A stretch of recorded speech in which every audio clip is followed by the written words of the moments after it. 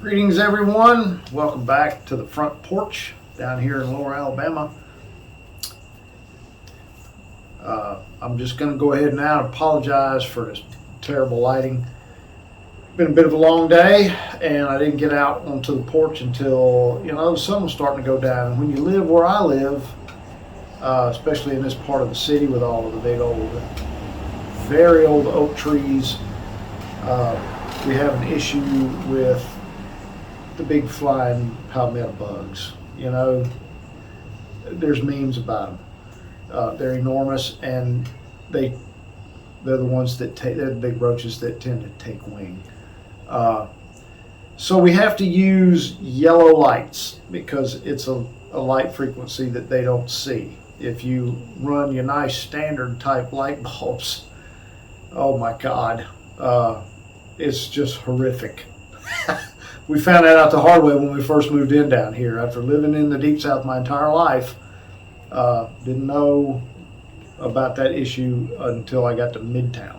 But anyway, and I got a couple of friends that live here. Maybe they could have warned me, but they didn't. So let's get back to the task at hand here. I mean, it's just going to get darker. That lighting's just going to probably get worse. So what we have on tap tonight is Gotta Get Up to Get Down from Wiseacre Brewing in Memphis, Tennessee. I like that name, Wiseacre. It's a term I will use on occasion because, I'm an old guy. Jeez. It is a coffee milk stout. There are some oats in there as well. They're using a better be good when you drop terms like magical, natural processed beans from the Congo.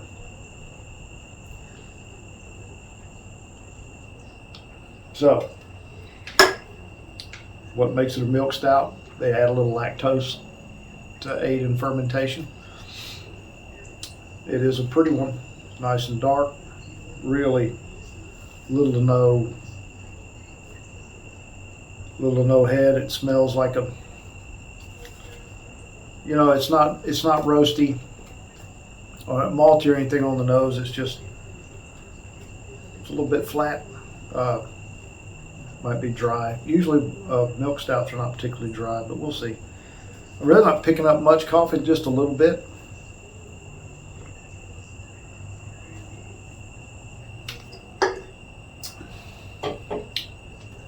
Now,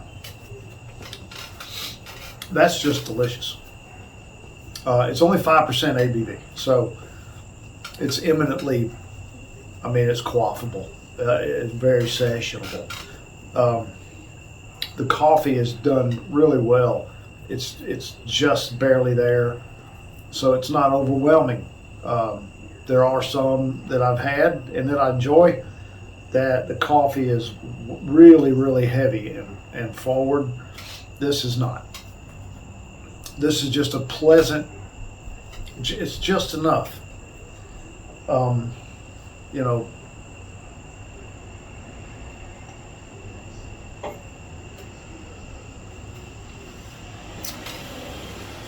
It is a little sweet. If I remember reading on the website, one hop, Bravo, and it's very lightly hopped. This thing is just got a touch of bitter on the end. It's a little of everything, which is great. It's a little bit sweet. It's a little bit roasty.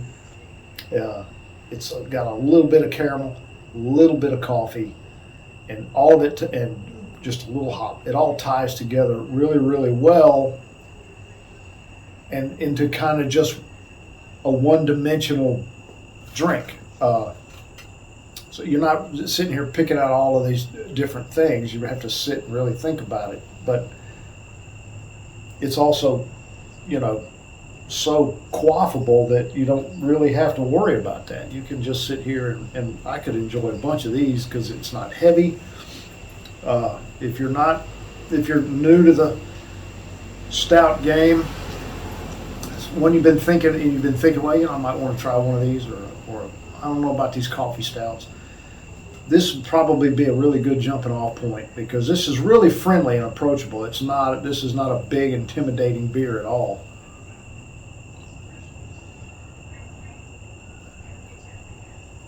Here's the sad part.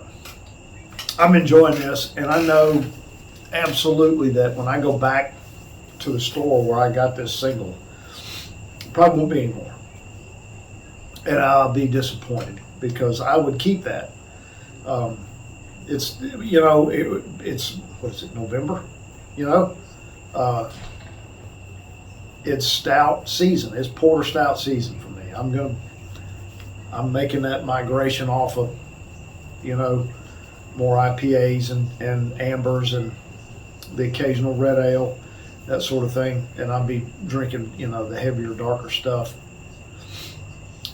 until early spring, and start making it easing into, the springtime beers, and then, IPAs for the summer. But so, I'm going to be disappointed when I can't just lay my hands on this one on occasion when I get in the mood for one of these. I've got a list of porters and stouts. That list is really long. My list of IPAs that I really like is super short. But the ones I do like, I like a lot.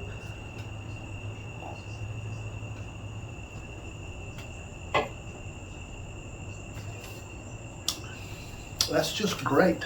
I mean, really, wish I had a sixer of it. But anyway, don't know what else I can tell you about it that I haven't already said. I will add that if you're in the Memphis area, go there. Always go to your local breweries. Always. Don't. If you live in a city that you have some, visit them, or you won't have them. Buy their stuff in the store, or you won't have them. I mean, it's just the way it works. Breweries are a great asset to any community. So do everything you can to support them.